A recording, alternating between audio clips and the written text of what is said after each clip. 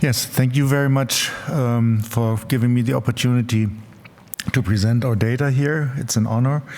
My name is Michael Lübbert. I'm a hematologist from Freiburg, Germany, and we'll be presenting the results of the study just mentioned, 10-day decitabine versus conventional chemotherapy followed by allografting in AML patients aged 60 and older.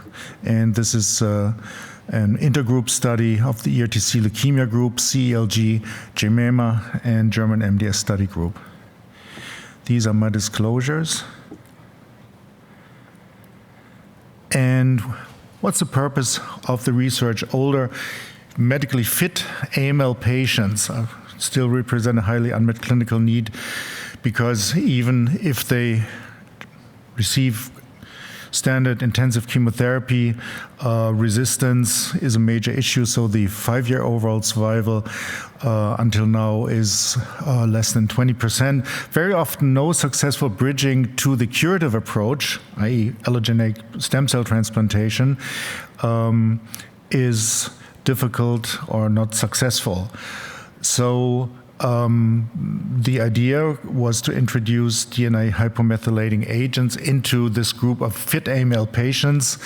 You know that HMAs as monotherapy represent a milder AML treatment approved for medically non-fit AML patients, but alone obviously is not curative. So the purpose of the study to compare an extended decitabine HMA monotherapy 10 days to standard induction chemotherapy as two bridges to allografting in fit older AML patients.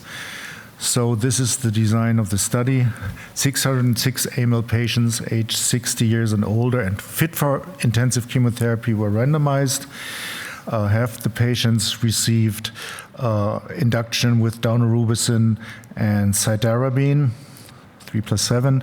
303 patients received HMA monotherapy, initially 10 days decitabine, down-dosed to 5 days, depending on the response. In both arms, patients were strongly encouraged to move on to allografting. No decitabine maintenance was allowed in the standard arm. However, for those patients not receiving allografting in the decitabine arm, continued maintenance treatment was possible. The study question: will we achieve longer or similar survival with a milder treatment, and will we observe reduced toxicity? And as mentioned, this is a multi-center trial in 8 European countries. The groups I've already mentioned.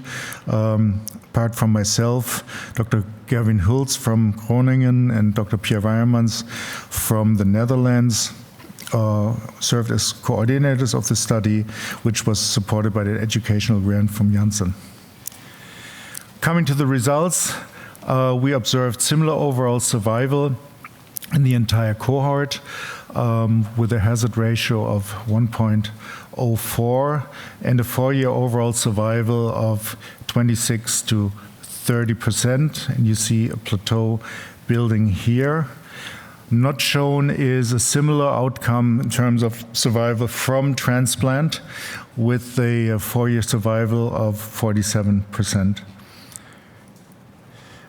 We did observe fewer toxicities with decitabine compared to chemotherapy, which supported the long clinical impression of a different toxicity profile. So here, from left to right, you see the 4 most frequent toxicities: blood and lymphatic disorders, infections, changes in laboratory investigations, and gastrointestinal disorders. And you can readily see that 3 out of these 4 major toxicities were less pronounced with decitabine than with chemotherapy. And this was most marked for the gastrointestinal disorders, which were reduced by 2/3 with decitabine compared to standard chemotherapy. Notably, less time in the hospital was spent with decitabine. We observed an average reduction of hospitalizations by 20%. So, to conclude, Decitabine provides a better tolerated alternative to aggressive chemotherapy in older fit patients, AML patients, with similar transplant rates on protocol and subsequent transplant of 52% in both arms.